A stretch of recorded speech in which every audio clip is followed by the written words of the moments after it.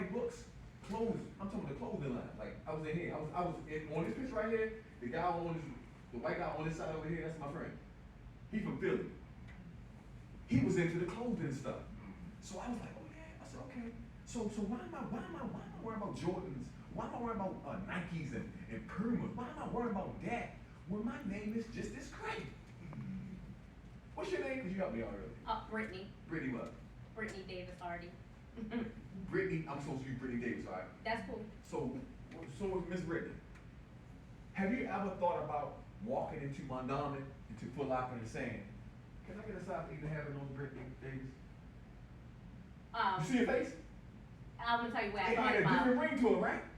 No, because we already did this. I grew up in a family where we made our clothes and curtains and sheets. She's like, I have Britney's. I have Britney's. I got Matter of fact, I'm wearing a Britney original on Sunday. So I'm asking the wrong person. Right. But listen, when I go into Baby Bookers, which is downtown with our little young, locked up at, I go in there with the Boys and Girls Club. They don't think When about I go in that the feature back like that. there, y'all, these young little boys, they is wild. Yeah. But they not wild. They want somebody to talk to. Mhm. See, this generation, that's the man, they talking all this crime and shooting. The reason why our kids are the way they are because nobody's not listening to them. They already told us that. They're not trying to hear nothing from the 60s, the 70s, or the 80s. The 90s even. They want, the kids want this. That's how I'm able to reach them. I just had 10 squeegee kids with me. The man, when Jack was in, he gave me $30,000. We hired him for the summer. They came out the corner for me. They put their guns down, their drugs down for me. You know why? Because I have been where they are, and I made it out. So they want to follow something that can show them another way. Because all they know is, man, dummy, I'm going to get this money, dummy. Then you get the money, what you going to do with the money? Right. Because I had millions that ain't do nothing with it. So you ain't smart as me. At least I did accomplish a lot. Because I still took care of people. Right now, all you hearing is murder. You ain't heard nobody about going to jail for no money? Who y'all heard go to jail for money right now? Besides. Besides Donald Trump. That was a bribe. You're talking about the chase.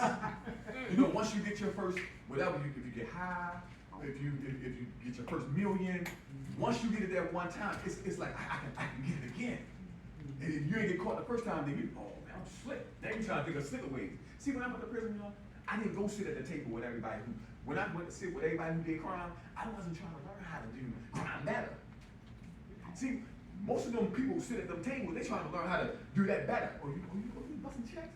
Like, how did they get you? Okay, I did this wrong. I ain't gonna do that. Now get your story. You know what I'm saying? Like, when I went in that joint, and I sat at the table with everybody, guess what? I wanted to know what you did so I don't do that. Like, you know what? Everybody has something different for me. Guess what? Look at me. I'm free, y'all. I'm happy to be standing right here right now. Man, it was so dark. Listen, I think it was weird. It was this little young guy, right? He wasn't no punk or nothing like that. He just was humble like me. But people just want to take advantage of this guy. This big guy. They want to take his food, slap him up, get his calm started. Tell the little guy got tired of that. And we in a low security, like medium, low, can't. No one told you that? We just came from the medium where you behind the bars all day long. Everybody watching, you gotta raise your hand. Listen, I will never get locked up again for drugs. Or guns. I'm a grown man, I gotta raise my hand to use the bathroom? And if you feel like your wife did you wrong, or your husband did you wrong, you come in, you got a chip in your shoulder. No, you can't use the bathroom. I can't move, I can't do nothing. If I walk, I'm gonna get locked up. So how do I'm going to visit you, my little visit that I did get, y'all stripping me down, making me squat and cough, before I even go see my people. I ain't even been out there yet. What I got? I can't come back here, I'm locked up. Man, it was so degrading, y'all. Being locked up is really degrading. They treat you like animals and you don't even exist. The food, they bring the boxes of food out there, and guess what it says on the box, y'all? In red letters. Not for human consumption. But guess what? What you gonna eat if you ain't got nothing to eat? You gotta eat it right. So I'll eat on my locker all day. Mackerels, tuna, fried rice, the hookup, For 19 years? Sometimes we don't ramble through the trash. But then I want to see what we'll do. But, So what happened to the young guy in jail? oh, so back to the young guy. So the big guys was jumping on the young guy. So the young guy, he said, man, look, I ain't playing with these dudes no more. They gotta go to sleep, don't they? The Giants gotta go to sleep too. The Bullies gotta go to sleep, y'all. They went to sleep on this young kid. This little kid went in there to the CO office, gave him his ID, said, man, let me get 2 of them irons and ready to iron my clothes. I got busy. They gave him 2 irons, not 1. He got 2 irons for 1 ID. Man, that little kid got them irons, y'all. Went around. You know the Lowe's ain't got no doors, right, Greg? I can just walk away and sell like this. Shorty walked up in them cells and went to wailing on one dude. Bah, bah, bah. You know he got the pointed. He did knock one dude out. It's hanging. Yeah. Busted all up. But he sleep though. He don't get the real effect of it till he wake up. Out of sleep, he can't even move. Knocked that off. Went to hit the other cell, the other big dude, and then he went to the police and gave him his irons back and said, I'm done. You can call the people, come lock me up now. I got my back. Now, who want to be in prison when somebody got access to you like that? You walk up on your kid and you sleep. These are the stories that I got to tell these kids so they can think twice. See, I got to give you something else to think about. It ain't all pieces and cream. And then you got the big guys who love this. Y'all want to shoot and kill. They got some people that want to get down like that. So why don't you go in there and be with them? Because I ain't trying to be like that. I ain't trying to go back. But guess what? They going to give you this knife out this long, y'all. When you come in, here you go. You take yours. You tough? Okay, you take that. Now I got mine. Let's go into something like that. Whichever one of us make it out. Alright? That's like Russian roulette, ain't it? Nah. Because I don't want to be tough. But I'm not running from nothing at the same time. Nothing, I was just listening. I have a question, because, you know, coming from Baltimore, and you were in a federal prison, and, you know, I saw the picture you showed the guys there.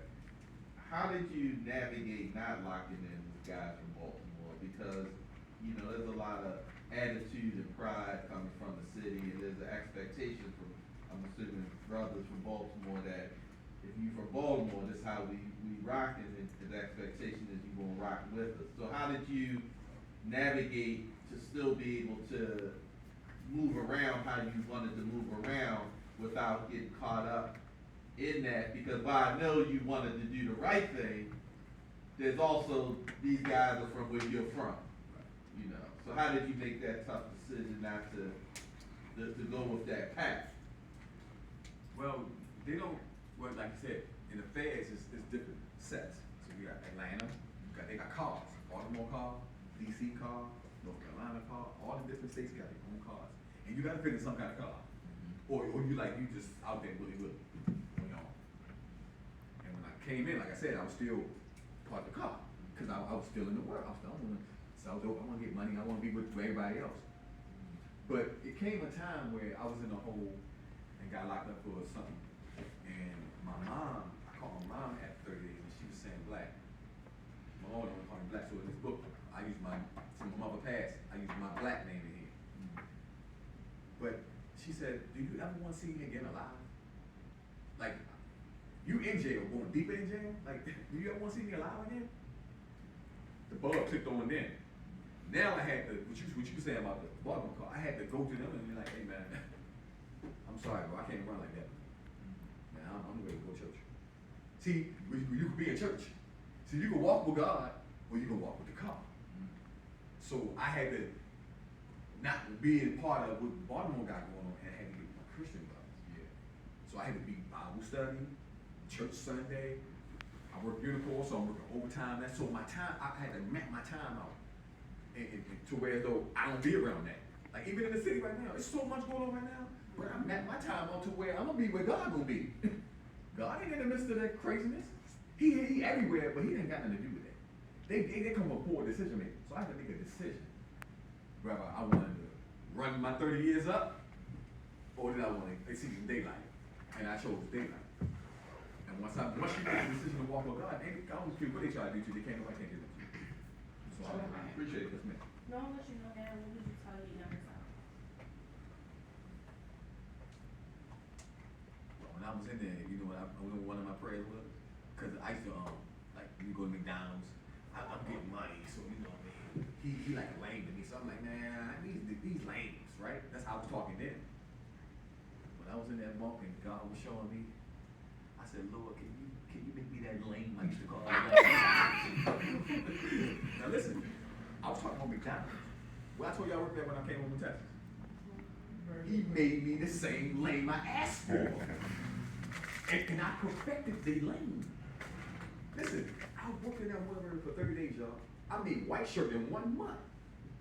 Now I got access. Look, white shirt, brown shirts was managers, right? I knew that because inside of the organization that I was working for. The white shirt was just the hostess. So I went from being a regular orange shirt to a white shirt in 1 month. Guess what God was doing to me then? He was elevating me then, because now I'm at the table. I get to ask people, how you doing? Your food hot? Can you read books? Oh yeah, you can eat and read. So God had me making money while I was making money. So, a decision. I had to let, and then you got to stand on it though. So you got dudes be like, oh no man, I ain't running with the homies. Oh man, no, I'm with the homies now. Nah, it ain't none of that. You either gonna be hot or cold. And I chose to be hot over here for God. And look at me, I'm free. So how did you manage not to have to do the whole 30 years? That question that my mom asked me, did I ever want to see her again alive? I made a sound decision, got in church, got me a job, started programming. In 2000, well, when I first went in, so I went in 2000 came, I filed my own sentence pardon. I just went in the library, because I'm in the library every day. I got 30 years, so I'm just focused on the library, man. I'm trying to get home. I'm filing everything I can possibly file. So district court, I went 2255, 2241. They kept, and everything I put in there, y'all, guess what they kept on? But I went to trial, so I got all my rights. I don't care if the case sound like it can get me home, I'm fine. I was just trying to get home. And then when I ran out of all that, every motion I put in, I ran out of toilet paper. Because we ran out of paper, so I just started filing toilet paper. But then I went to the Supreme Court, highest court in the land. I'm like, oh yeah, I got good shot. Just when the Premier came out. And it fit my case, I thought it did. And then the Supreme Court said, no. And I said, you know what, man? I done did all the physical things. Now let me try something supernatural. I started praying, started fasting, God started changing some things, doors started opening, different people started inquiring about me. Even when they locked me up in SHU because it was a 6-man cell. I just got to another low security, and it was a 6-man cell. It was a dude named from Philly. He wanted to run a cell. So I'm like, man, listen, bro, we ain't here together. Ain't nobody running a cell. The guy was so mad at me because I was a stand-up man that a riot was about to happen. Remember I said about. It was a riot about to happen. The dude took that opportunity to write my name on a cop out to the SIS, slide it to him, and said I was the one who started the riot. Lied on me.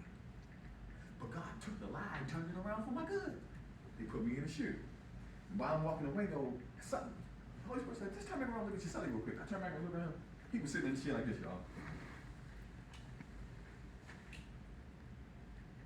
Let me know he got me. You know what I said? So when they came to lock me up, I looked back at him, he was letting me know, yeah, I got you, boy. You going now, right?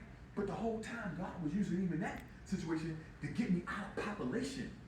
See, because when you ready to go home, and you out there with them people who ain't going home, or feel like you shouldn't be going home, guess what? They say, Christopher White, you about to get part of my President Barack Obama. If I was in population, somebody would have came over there and tried to steal me. I got in some kind of fight trying to defend myself because dudes didn't want to see me go home. So I was like, Lord, why am I in this hole? Then he showed it to me, came to me clear. He said, I had to hide you, son.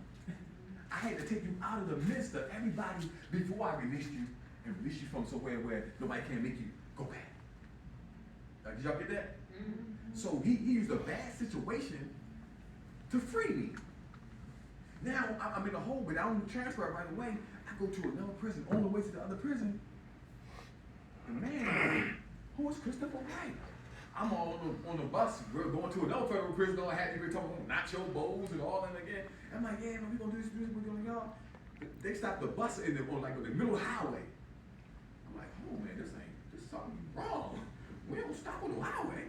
Everybody like, oh man, what's going on? Lieutenant came on the bus. Man, who's Christopher White? I said, me, sir. He said, oh man, get them cuffs off him. Sound like God was setting me free, didn't he? I'm like, no, what you talking about? I said, man, I'm gonna be going to the medium now. He said, no, sir. This ain't what the paperwork say right here. I said, huh?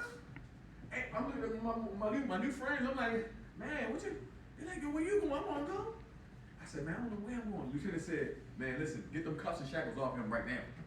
He said, you get a bag, get all this trash up here, you camp status. Huh? I went from low, because I got in trouble, they threw me back up to medium, then I went from medium back down to the low. I skipped the process, y'all.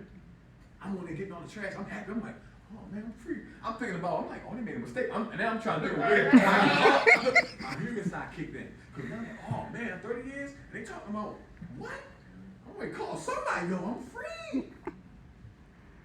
Lord said, don't do that. Don't do that. The lady, this is how I got the news that I was getting hard. They put this crazy guy in the cell with me. And he was tormenting me for like 3 days straight. I'm like, Lord, why would they put this guy in the cell with me? It got to the point that I was about to get up on my bunk. That next morning I said, man, if this guy do this one more time, I'm telling you, farting out loud, making all kind of noises, beatboxing and just talking loud and just acting like he was crazy, right? I said, Lord, in the morning when they put them breakfast trays through here, I'm gonna grab that tray and I'm gonna whoop them. That was my herbicide kicking in because I was getting tired of it. But you can't get tired of the pruning that God is taking me through. See, he was trying to change me so I don't react to everything no more. That I'm supposed to think for people. That's playing chess. So I gotta checkmate you and be like 10, 20 moves ahead of you because I know what you're gonna do, but I can't react like, see, when we start doing what they do, we can become like them. So I had to say, man, you know what, I'm telling you, why that morning y'all, they not gonna go and say, told the dude, come on, you going back to the compound. I said, dude, what? He going back to the compound after he done came in here and got me all the way off. Look, I'm on 70. I'm steaming. I'm like, you can see the sweat. You can see the frost coming off my head. I'm so hot with this guy. I'm waiting. He go back to the compound. Not even 2 hours later, I heard in the hallway all this just commotion. I'm like, man, what in the world? I hope they bringing that dude back in here. I'm like, I hope they ain't bringing this dude back in here. I go to the door. The lady's like, where's Christopher White? Christopher White. I said, oh man, what they got me in now? I'm in the hole. What did I get in here? I went to the door. The lady was like, sir, we don't know what's going on, but your name going around in the White House. Y'all, I did the Fred Sanford. I'm trying to find this boat. She said, I don't know if I gotta get your airplane ticket, a bus ticket, or train ticket, but we gotta get you up out of here. The warden didn't even know. It's a story in the Bible when he was in jail. Jail killed himself because he didn't know what's going on. God was setting Peter no free, right? Yeah. The jailer killed himself. He said, man, I don't know. Well, he was gonna be killed anyway, but still. Oh, yeah. That's how the story goes. God always wins. That's all I can say. God always wins. Either you on the winning team or you on the losing team. And I'm just here to try to inspire some people, man, to just get on the winning team. It's a process, though. It don't happen overnight. You gotta work at that joint. When you start working at it, God gonna start putting the people, all the puzzles, at the puzzle will just start filling in on its own. Like, who would have thought I was gonna be here? Once you got released and you came back to Baltimore and Callow Avenue, were you afraid of going back? Were you, in other words, were you afraid you were going to slip back into the old ways in the neighborhood, or were you really past that? Well, I was more afraid of people not receiving my change. That makes sense? Mm-hmm. Because I knew I wasn't going back. I spent too much time in there with my money. Me and my money was in jail. Well, what good was that? So I had to think about, when I get out, how do I stay out? And the only way I can stay out is to stay away from the trouble. We know I know I don't belong around white lie. Like, I'm gonna give you a prime example. It was just on the news the other day, the boxer. Yeah. He know he wasn't supposed to be right there. But because of our lifestyle, we want to stunt and come back. See, when God told Lot and his wife to go, He said, don't look back. When I left, when he said, Chris, when you leave federal prison, don't look back. When I guess that's what I was looking at, I was like this. Somebody was calling me up. Right. Why would I go back? The answer is So, one of the things I'm curious to know, and, cause you had said you had, made a lot of money at a young age, and there's all kinds of temptations, growing up in the city. What made you take the path that you took as a young man? What got you connected to selling drugs or being in the life, if that's, accurate? What brought you into it? Cause it sounds like, you had a mom that was caring, if I'm making that assumption. So you cared about her. How did you not only get into the life, but then get into the life to be successful at a young age? So what moved you in that direction as a young person? I ain't gonna lie, my mom was the best hustler in front of me. She loved me though, but she had to do what she had to do too. And just watching other dudes saying dudes with cars, and you got this bad girl, and next thing you know, I got another girl, you got a different car. So I'm like, hey man, they cracking on me in school. You know what I'm saying? People just, my holy shoes or my everyday pants or whatever the case may be. I just got tired of people joining on me. And I said, man, listen, I'm gonna get this pack, and I ain't look back. My mom said me, like, when you read this book, she basically gave me the rules to the street stuff. She coached me. It was like what I'm saying now about the youth. Like, she didn't give me the 60, 70, 80, I'm up against her. She gave me real time. She said, listen, there's a lot of money out here to be made. She said, Black, I know you're ready for the streets, but I think you should stay in school. I think you should go to school. She said, but I'm gonna leave that up to you. You choose the streets. You gonna get some money, but it's time coming along with that though. You going to prison. She told me that. I was in prison. She told me everything my mama told me came true. She said, you go to prison. Just when you go to prison, keep your mouth shut, do your time, mind your business, and come back home. That's what I did. Was just watching my mom get money. Her just giving me the rules of the streets. You can't tell this work like this and that work like this. You gotta watch out for this. So she gave me the footprint. And I just got that joint. I was in school. I scored A pluses. Like I took my little quarter and made bricks. So I took $250 and turned it into $500, and $500 to $1,000, $1,000 to $2,000, $2,000. I got 4.5. So I'm naming the bricks now. So I went to 4.5 ounces. And I went from 4.5 to 9, 9 to 18. Once I got to 18, I got that brick. I ain't never looked back. I started having bricks. But it came a time when my first 100,000. I was so happy to get the buying cars, splurging, going in the boot. We ain't had banks back then, so I was going in my Timberland boots that's in the house. My boxes, my Nike boxes, just stacked. That's my bank. Going there. And one day I went back to that joint, y'all. We had $250 in that joint. So I'm like, oh, wow. Where did I go? It went so fast. Now I had a bunch of clothes and tennis and cars and all that out there, but I'm like, whoa, where the money? So I had to take my $250, man. I had to take that joint and bounce all the way back. When I bounced back, I just knew how to monopolize and capitalize all the mistakes that I did the first time. I ain't make them no more. So now I know how to stack my money. But I still ain't had nobody in my corner to teach me how to invest my money. So I had money, but I just had money. I ain't had no houses. I had cars, but it was just somebody else. I paid them all. It was just my own name. So if whoever had the car name, they got mad at me. They called the police, say, man, he got my car. Now he got no car. So it's hard, man. Right? I mean, I know I could have took another route. I could have took the other route, but like I said, I had to make a decision. I wanted to do fast. Like, I wanted to be famous, and be famous too. But it sounds like you knew to be careful enough not to have drugs and guns around your house and other premises or being able to be tied to that. Is that? Well, I did get locked up with a gun before. I got locked up with a gun. When I got locked up in the state, so I'm home putting something together again. Going when I ain't supposed to be going again, y'all, mixing.